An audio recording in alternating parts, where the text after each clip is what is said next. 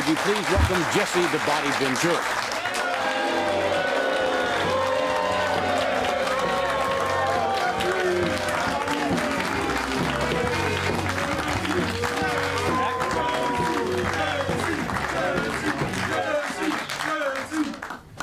You brought your fan club with you, Mr. I Ventura. don't bring fans with me. I don't need fans, McMahon. That's for people like you and Hayes. I tell it like it is, and if people accept that, then I guess they're my fans then. That's a nice looking. This is a special. Is this a three-piece or? Yeah, this is a three-piece suit, Jesse the Body. I have a new designer, Pierre Lafleur from Paris. Pierre Lafleur. From Paris. Designs all my clothing, won't let me go out into public until he puts the final touches on me. Well, Pierre did an exceptional job on the earrings. Does he always select the jewelry as well? Sometimes. Sometimes. It's a little different than the jewelry that Louis Albano wears. Yeah, a little bit. I'm not into rubber bands. That's kind of kinky stuff that the Body don't get into. No? No. That floppy... Hayes might like that. Are you inferring that Alfred is kinky? Look at him. I'm looking at you, I can't make it out. That's a nice scarf you have on. Thank you. Sunglasses go nicely with it. Yes. Pierre does a good job. That Pierre is a... Maybe we're going to see you and Pierre teaming up in a tag team. No, I don't think so. I think you might see me and my partner, the Macho Man, Randy Savage. Mm-hmm. Yeah. That Elizabeth is something, isn't she? Yes, she is. Yeah. Yeah, I like to hang out with her. She's a sensational lady. Yeah. One of the sweetest, charming ladies I think I've ever met. The Macho Man is a little bit on the protective side. Let's take you now to tag team action involving Jesse the Body Ventura and his tag team partner, the Macho Man, Randy Savage. The Macho Man, Randy Savage, and his partner, Jesse Ventura, would be quite a combination. Physically, yes, I agree with you, but I just think that you have these two enormous egos in Ventura and in the Macho Man, Randy Savage. I think they'll be so selfish in there, and that's something you can't be in a good tag team combination. Well, that could be, but I've seen Ventura at different times speak of the Macho Man, and he really praised him. He sounds like he really, really admires the Macho Man, and the Macho Man in turn has also paid similar compliments to the Body Ventura. So I'm going by that, and as far as their ability goes, we know what tremendous ability they have, so they put all their assets together in that ring. That's why I'm saying that they should make a fantastic team. Well, thus far, we have seen frequent tags, which would lead one to believe that indeed they are not going to be selfish and function as a unit. Well, What's he saying? Boy, he was really putting a bad mouth on Elizabeth. Macho Man, ooh, kicked in the back of the head. Oof.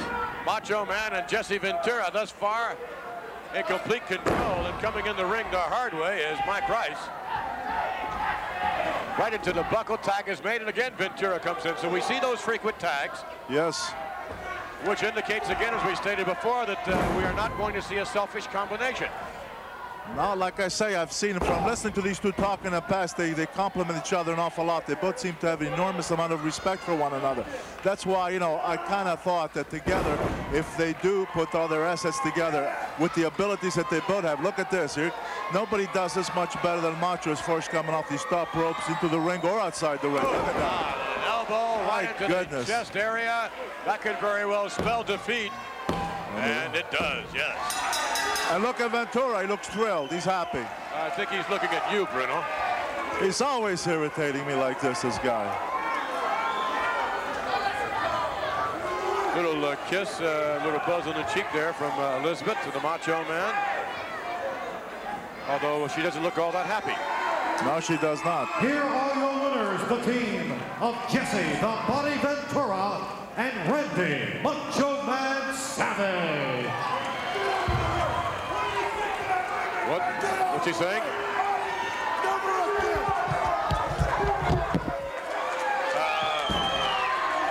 Bruno Sammartino just got off headset. and is looking right into the eye of Jesse Ventura.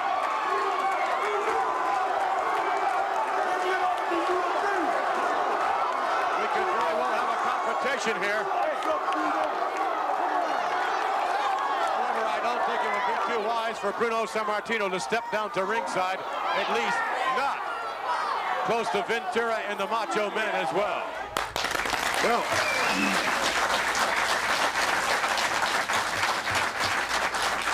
what do you think?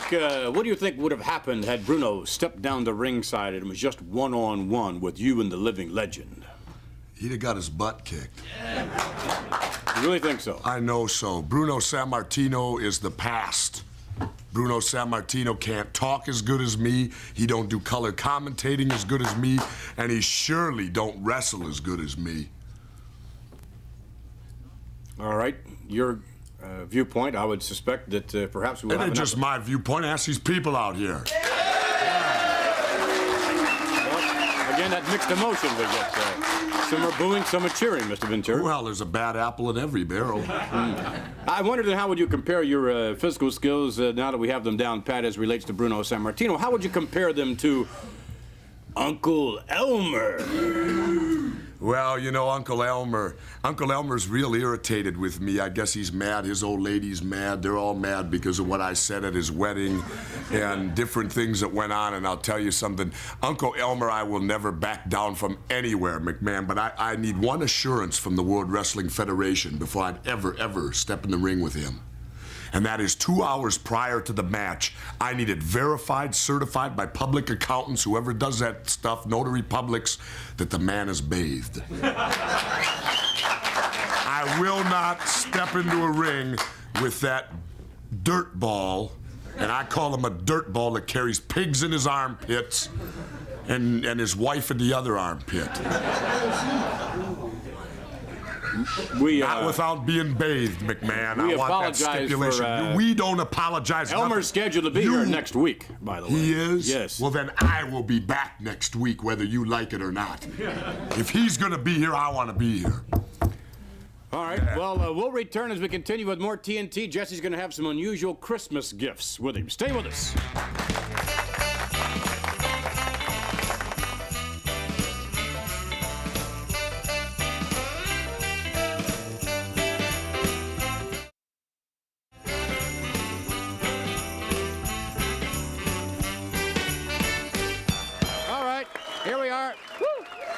Lou Susi from the Sharper Image, and along with Alfred, sporting the golf club. Looks rather unusual there in your hand, Alfred. Yeah, it is unusual for me to have but nonetheless, along with Jesse. Now, we have some unusual gifts here, which you might be interested in. Lou, why don't you take us over here next to Jesse and let us know what we have here. It looks like a rather unusual pool table. This is the first and only miniature pool table that's been endorsed by Minnesota Fats. It's been all scaled down, all the balls and all the cues. Jesse, would you do me the honors? And let's go ahead and I'll clear this out for you. I know how you like to have a clean ring. Yeah. All right, Jess, what game is this going to be now? Whatever you want, McMahon. How much money do you want to bet? Well, let's just see how good you are. We'll assume it's 8-ball. Right. So if I sink the 8-ball on the break, I win, right? I don't think that's the way I play. It's a little different. We'll make the rules up as we go along. Oh, a 7 in. You dropped the 7. All right, Jess, what do you do from there? Well, then I have to go for solids if we're playing That's 8-ball, right? And it doesn't look too good for you right now. Doesn't look too good, does it? It's a mango issue on the board. Maybe you need a little chalk. No? All right. I think he's cheating. I think so, too. Oh! No, that doesn't look too all good, right. Jess, but It was a good try, though, buddy. Not bad. yes. You know, during the holiday season, there's some folks that... Well, wait a minute. Alfred can't see this. No. Don't show it to This Alfred. is not... No, Alfred, you can't see this one. Alfred, I'll talk about it even though you can't look at it. This is something I'd want you to keep in the glove compartment. Oh. Well, do you hear the beep? It's the... I'm afraid I've got a call from the home office. I'm sorry. This is one of these false alarm beepers. Ever been caught in a business meeting you're just dying to get out of? You very discreetly reach down privately, and about 30 seconds later, it'll go off for you. And then you Very can, interesting. It's a great excuse. Very interesting. 29 bucks. I knew a guy that used it when he went out on a social engagement. He was at a party. If he got cornered by somebody he'd rather not be cornered by, he flipped that little turkey on. He was out of there in 30 seconds. Excellent. Jesse? Jesse got one, huh? All right, now this is the one thing we don't want to have for Alfred, because this is called the alcohol tester. Right. Keep this in the glove compartment, and Sure. after you've had a nice evening out on the town, you go out and you blow into it about 3 seconds worth. And if you don't pass, it may give you a warning. It may just completely fail. Alfred's problem is finding his mouth when he's... You're saying the chart should be up. He won't know which ovarus to put that in. Could be the nose. All right, let's move along here. Boy, you're really nasty, aren't you? Alfred, let's face it, I've been out partying with you before. Alfred, I brought this one for you. It's called a golf trainer. The golf trainer? And it tells you how fast the club head speed is upon impact, whether your club head was open or closed, and how far you actually drove the ball. Right. If you're using a wood, you have a little magnetic strip down at the bottom, and the microprocessor sensors pick up all of that data and configure it for you. So if you're ready to take a swing, Interesting. we're ready to watch. A golf ball looks a little unusual. Well, the idea is in poor weather, when you want to do it indoors or maybe out in the backyard, you don't need to hit a real golf ball at all. You hit see. kind of a styrofoam Can ball. you get one in a hole or a hole in one? Certainly you could. Either. You ready to swing? Or both. Yeah, let's try. Alfred, now, why don't you hang on a second? You don't choke like that. This is not cricket. You understand that? Okay. All right, but perhaps you want to turn this the other way and maybe this way and show your best side. That's it. That's good. That's it. Now you're all set. All right, a little drum roll, please.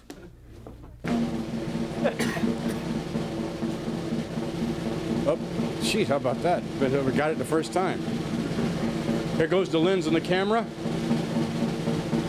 That really is in the way, isn't it, Alfred? I'll tell you what, Alfred, but why don't we just move you down a little bit here, okay? That's it. On drum roll. All right. Okay, Alfred. Oh, I'm sorry. That's twice you've been over in one day. But who's keeping track? That's right. All right, here we go. All right. 4. Whoa! Very good, Alfred. Alfred, you really did have to pull the shot Yeah, on what- that. But this shows a club head speed of 34.7 miles per hour, which is a little thin. That's the fastest I've ever moved. And the club head was 4 degrees closed, which means you would have hooked it quite a bit, I'm sure, if that had been the case. But you hit it fairly straight down the fairway. You didn't Well, hook it thank you or very slice much. it. Sold the golf trainer for That's $199. very, very nice. Quite a talent, Alfred. Now, but this might be a little bit more down your line here, Alfred. This is, Oh, that's better. yes, I like those colours. This is called the Petster. the Petster. Nolan Bushnell of Atari fame brought this out. Does this resemble anyone that you know that's recently been in your apartment, Alfred? This is a little kitty cat. This is a little... Whoa! Whoa!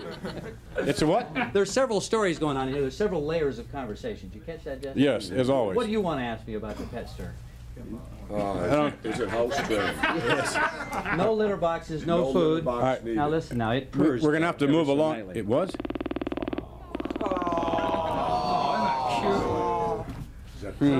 It does. Freddie Blassie. No, I don't guess so. All right, now what do we have here? If you've got your favorite animal around the house, a dog or a cat, you want Right. to keep off the fleas and the ticks, you put this around their neck, and it sends out a burst of energy at an audible level that the animal can't hear, humans can't hear, but the little ticks and the fleas, they just dive for cover.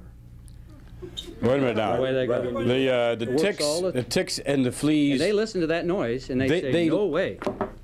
They dive for cover into the couches and stuff. Yeah, that's it. Alfred's apartment again.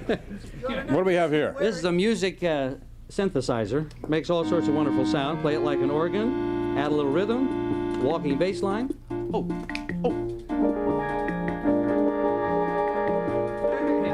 Strum it like a guitar. From the Sharper Image. All right. What else do we have here? What is this little dude here? Well, it's a little crackpot. It's a little item that loves to rock and roll. Now it pouts a little bit. then it goes for it. All right. looks like Alfred when he gets up in the mornings. Look. Same color eyes. And the folks that like to be on our mailing list, we could, oh, excuse us. I'll turn that on. All right, and we have now, what is this? Well, you remember when we were kids, we had the pogo stick? This Oh. is really called a Jetstar Flyer, and it's the modern version of the pogo stick. So Can I it is. give it a couple of hops? Sure, go ahead. All right, now watch out now. Oh.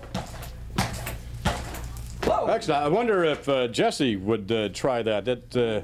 Jess, do you think? Give it a man. Did you have the? Excuse me. Do you have the agility to? I mean, we don't want you to get hurt now, but do you have the agility to jump on the pogo stick? I don't know. I realize, McMahon, that I'm not an expert at one of these. Oh, wait a minute! Now we're getting nervous. The glasses are coming off. Wait a minute now. Now, McMahon, we know that you probably got 3 of these in your garage. You probably feel good at it. I don't know if I'm. Little drum roll again. Whoa, no! Well, in any event.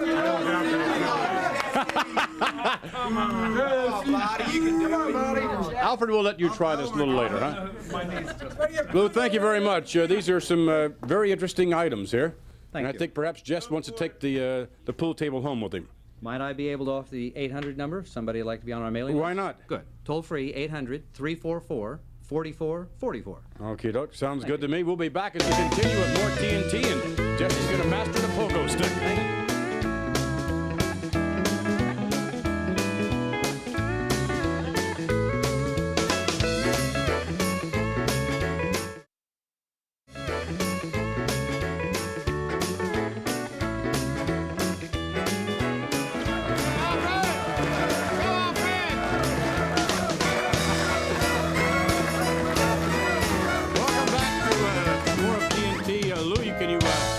Can you help Alfred get off that? Sure I can. I'm not too sure. He's very agile. Yes, he is, huh? Thank you. Thanks a lot, Lou. We enjoyed all of that. I think Alfred really enjoyed it. That's, Nordic exercise handles. yes, that was. But the seat vibrates, doesn't it? It's When a torture machine. Huh? A torture machine. My grandfather had those in the dungeons. He did, huh? Well, speaking of physical culture, that would bring us to our next guest, who is without a doubt one of the greatest conditioned athletes in any sport today. Would you please welcome the Dragon, Ricky Steamboat?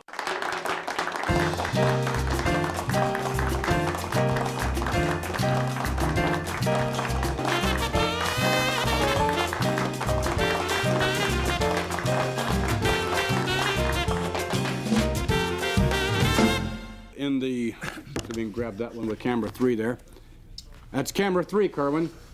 There we go. That's the, I could hold it a little better than that. In the magazine here, there's an article that you did not write, but it's entitled Staying Fit, which was done by Gene Manning, and talks about a little bit of your training techniques and things of that nature. And of course, we have frequented the Mid-Atlantic Gym with your brother down there, and I mean, it is really something that you have to live if you're going to be at the top rung of the ladder, isn't it?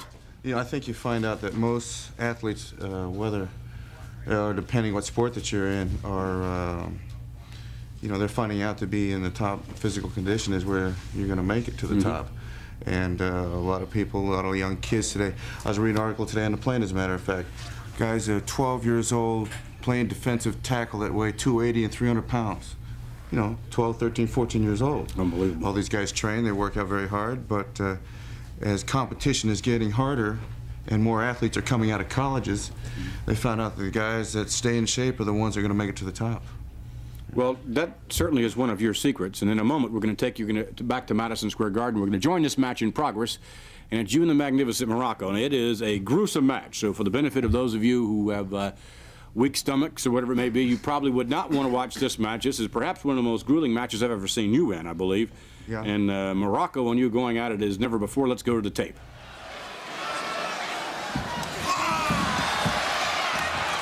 Pressing kick, catches the big guy coming in, and a knife edge drops him. Snap Merritt, look at that, he's trying to jerk his head off. Neck breaker being applied here by Ricky the Dragon Steamboat. And look at him, wind it up. What do you say, Morocco? Hey, want to give it to him when I have the belt? Referee right down in the face of Morocco. Tremendous crowd on hand and an international flair indeed as you take a look around at the multitudes here in Madison Square Garden, the mecca of all professional wrestling. Now what we got here, this is questionable here, Gorilla. You can see Steamboat's hand is across Morocco's mouth. Now the referee should be in there looking at that because he could be suffocating Morocco with that hand. Could be smothering him, yes. Referee should be in there checking that out. The hold can't be effective when you do that either. You got to be on the chin. Morocco comes out of there in a hurry. Drops him with a nice shoulder block. The Dragon down in front. Morocco over the top. Nice leapfrog. Look out. Whoa. Right into the lower abdomen. And then a karate shot to the forehead. And Morocco bails out once more. Right into the arms of Mr. Fuji. Talk about determination. You're looking at it right there. 5, 6, 7. What an intense look on the face of the Dragon. Asking the referee if he'll please get out of the way and let me do my thing. The shadow of Mr. Fuji in the foreground, ever present.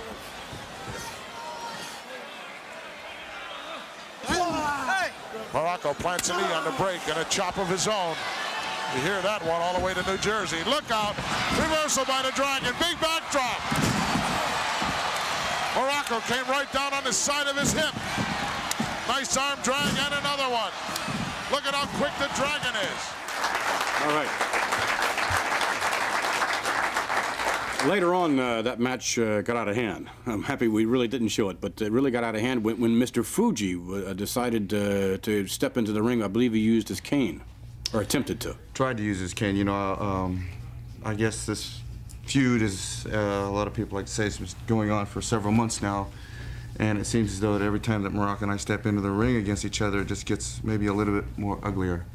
But I don't know if he's got something to prove to me or me prove to him or to Fuji or the fans. I think both of us, if you want to put a bottom line, are winners. Mm-hmm. And I'm not going to let him beat me, and he's not going to let me beat him. And it's just going to be an all-out war until we find out who is going to be the tougher opponent. You know, well, we saw you one-on-one competition. I'm sure that's not over either, but with Mr. Fuji and what was a kung fu match. Yeah. Many of us did not see that, but it was shown on Saturday night's main event, and there was an unusual set of circumstances which Mr. Morocco decided to involve himself. You know, I'm not crying. That's what they get up here and say a lot of times. Steamboat cries and this and that and complains. I just tell it how it is.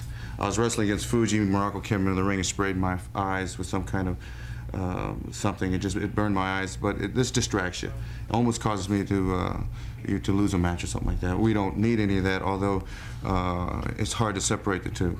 You know, mm-hmm. They have a clause in their contract in which it's there and it's there to stay. That wherever one, there's the other. That means I would think that you're going to have to pull out some sort of equalizer or whatever. I'll tell you, I've got a lot of good friends. I'm sure you do. One of whom you would not want to choose as a partner is a gentleman sitting to your right. Why not? Thank you, Rick. Well, why not? Judo champion. Yes. Huh? Rode the bicycle there with the... He did. Actually, I think maybe he's getting back in shape. He's taking a couple of pages from your book, perhaps. Maybe you can train him. That would be the ultimate, if you could train Lord Alfred Hayes. We'll be back as we continue with a little bit more of TNT. Stay with us. Captain Lou's to join us.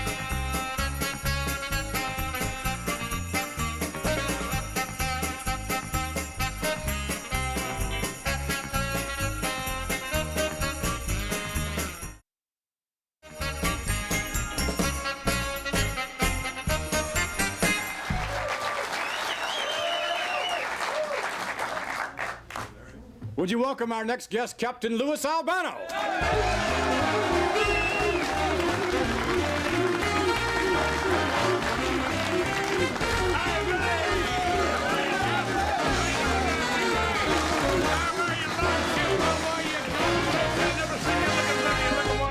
Thank you. What an honor to be here on the most prestigious show in America today. Never seen nothing like it. This is beautiful. This show? This show is #1. Vince, with you behind the scenes here and with the Lordship here, and hey, get a look at that. Look at the Hulk Hogan and the Iron Sheik and Nikolai Volkov and Roddy Piper. Boy, that is something, huh? Man, that's beautiful. Speaking of beautiful, your hat, Mr. Albano. Yeah, that's a imported hat. It's made with unborn virgin goat's hair. I use a little bit of that to put on a capper. I'm under special tutelage of Chef Montali Courtois from France. He said, Captain, I'm going to teach you. I'm going to teach you how to make Montali Courtois. Montali Courtois. Yeah, you don't speak French like a Courtois. He said, Captain, what he did, he said it to me in French. He said, Monsieur Albano, je te l'ai dit qu'on soit des va, je l'ai vu pensui. Qu'est-ce qu'il vit pensant tel et moi? Je te l'ai dit pensoir, j'y vends les coups. Quand ça t'es pas tué, je l'ai pas. He said, put the hat on. In other words, that's the whole thing. Get the hat on your head, and showed me how to bake cookies. Bake cookies? Oh, I'm the cookie master. I'm known as the cookie master. Now, when you eat no one comment. of these... Is it, what is the effect of eating one of your cookies, Mr. Albano? Well, you just better make sure you're around a sign that says men's room when you eat them cookies, I mean, because you may have to, I don't want to say. What about the breathalyzer? You can't say drop mud or nothing like that out here, can you? No, you can't. I don't think so. Cut that. All right. Now let's go with actually, you sent Mean Gene Okerlund on a special assignment, we understand, to Detroit, Michigan. Yes. And we saw this on Saturday night's main event. Worth a second look. Let's go now to Mean Gene. No, not Marlon Perkins. Hi, everybody. This is Jungle Gene Okerlund. And we are here looking for the most cunning and elusive creature on this entire planet. No, it's not Bigfoot, the Loch Ness Monster, or Judge Crater. I could only be talking about George the Animal Steele. Now, we've had reports that he's been sighted here at the Detroit Zoological Park. And if anybody can find this man, I can. Come along, follow me if you would. Animal, George Steele. Oh, George Steele. Hey, George Steele, my goodness, am I glad that I found you. The entire world has been looking for you, and we found you here at the Detroit Zoo. Yes, that's a camel. But George, to update your fans, when last seen you looked in perfect form for that six-man tag match. But later you became disoriented, and Captain Lou sought electroshock therapy for you that initially worked out. Oh, no. But later caused a relapse. So this is where you fled to, George. If at all possible, can you show me a little bit more of this? I'd like to see some other animals. Oh, no offense, please. Well, this is the Elephas maximus, better known as the elephant. I understand this is the Asiatic variety. George, you couldn't help but notice the trunk on this one here. That's something else. It's the female, by the way. We're looking into the tiger's den. It seems to be very, very dark in there. I can't tell. George, what kind of tiger is that? Detroit? Detroit tiger. He does seem a little sleepy this season. All right, these are very interesting. This is the ring-tailed lemur, George, here at the zoo. Looks to me like they're half monkey and half weasel. Heenan, oh, but they're very attractive animals. Good tail. Now, this is one of the stranger animals here at the zoo. This is oh, look at there, the hippopotamus, part of the swine family, George. Bundy? Bundy? Well, it's somewhat the same training program, and I must admit there is a physical resemblance. But what about the hair, George, the hair? Hair? George, the Animal Steele, it has been a sensational visit with you here at the Detroit Zoological Park. George, I'm glad to see that you're... Oh, I stepped in something. George, I'm glad to see that you're feeling good, and we look forward to seeing you back in the ring. Bye! Goodbye, George. Goodbye. Isn't he a beauty? Man, one of a kind. Yes, George Steele is one of a kind, Mr. Albano, and... Beautiful person at heart, Vince. He is? He certainly is, a real humanitarian. The man had been misunderstood for years. He thought the fans were against him, and once he found out that all the fans were behind him, brother, he's taken a turn for the better. Of course, we had him with that quack Sigmund Ziff. We found out that the guy wasn't a gynecologist and psychiatrist, that he was a veterinarian. Well, you've got to admit that was... I thought the guy, like I said, the guy got a college. I figured he could help him. Guy worked both ways, but in other words, we found out the guy was a complete quack. So therefore, we've got George Steele. I guess he's about 80% capacity.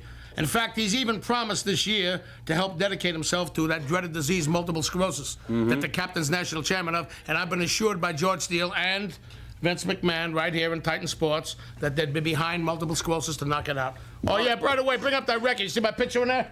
Now, as a matter of fact, it's Captain Lou Albano.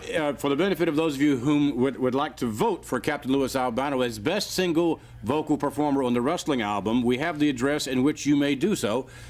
And Lord Alfred Hayes, by the way, is going to cast his vote for Nikolai Volkov. Can you imagine that? Well, the Lordship, I never thought you were that soft, Lordship. I thought you had something up there. No, it's purely singing talent. This makes me think you got the brain of a dehydrated BB. Put your brain in a pigeon and fly backwards. All right, now, Mr. Albano, the name of your cut, and I must say it's most unusual, is Captain Lou's History of Music. I was assisted by my main man, George Steele, and it's the history of rock and roll and music, and what I did for wrestling, I want to do for rock and roll. As you know, it's written about the captain. Some say the man's not wrapped too tight. Now, that it's merely to offset you because I'm wrapped pretty tight.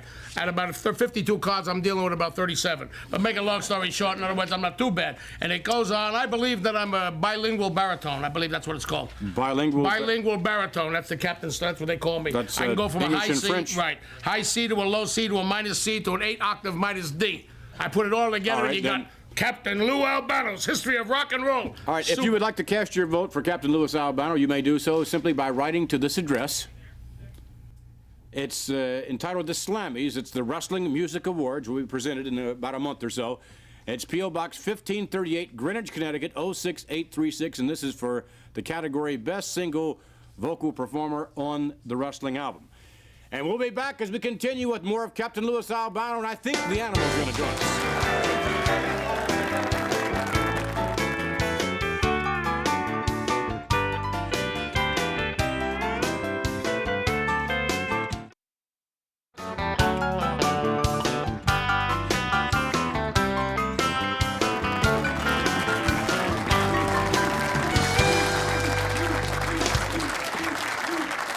Before we go to Lou Albano and the making of the Christmas cookies, along with Lord Alfred Hayes, we would like to take this moment to mention the wrestling event that's going to take place in Charlotte, North Carolina this Monday night.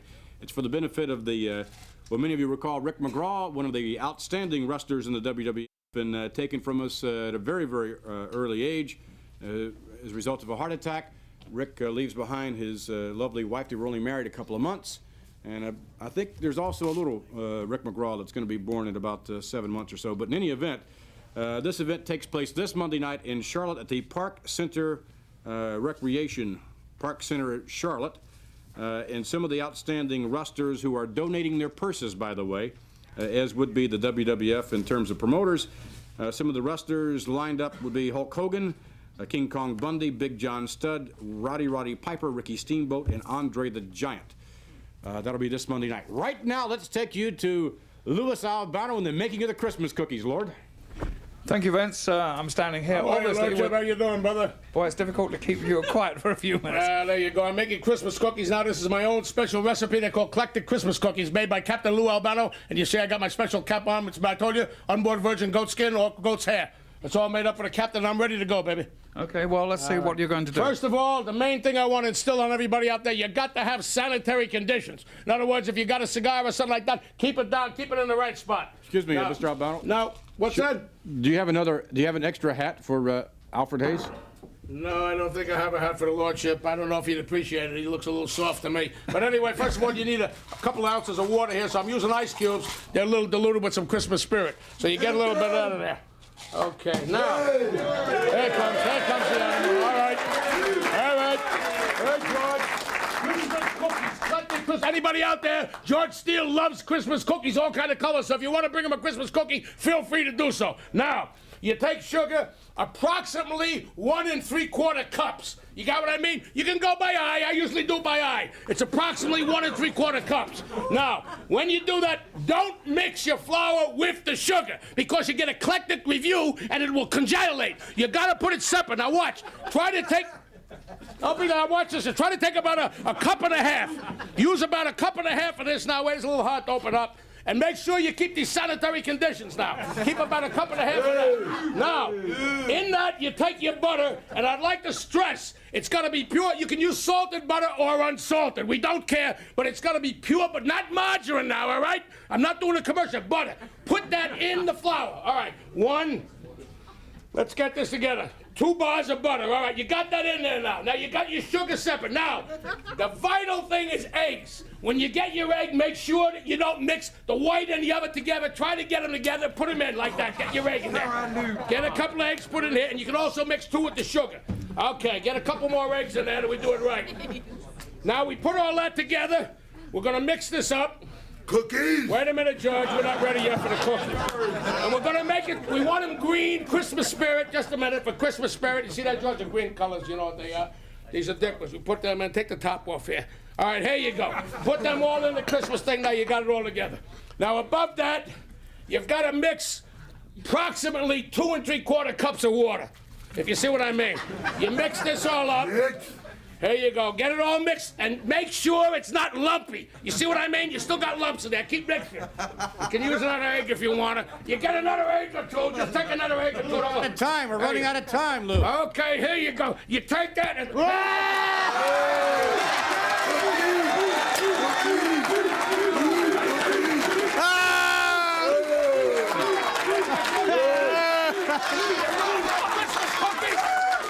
back.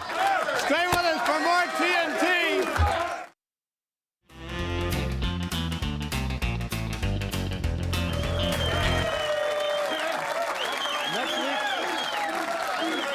Next week to join us will be Roddy Piper along with Cowboy Bob Orton. Also a special delivery, Jones Tito Santana. Jesse Ventura, we are told, is in fact coming back along with Uncle Elmer. But right now, let's take you back to Lord Alfred Hayes. And I've heard the Cookie Monster before, but this is a little ridiculous, Lord. Now, a lot of people... I'll tell you something. I'm never going to mention Volkov's name again while he's around. Now, I'll tell you something, Lordship. A lot of people for the holidays like to take an egg and crack an egg and take the yolk and the white mix and pour it over their cookie like that. Cookie? Say, a lot of people. They love to do. Come on, George. That's.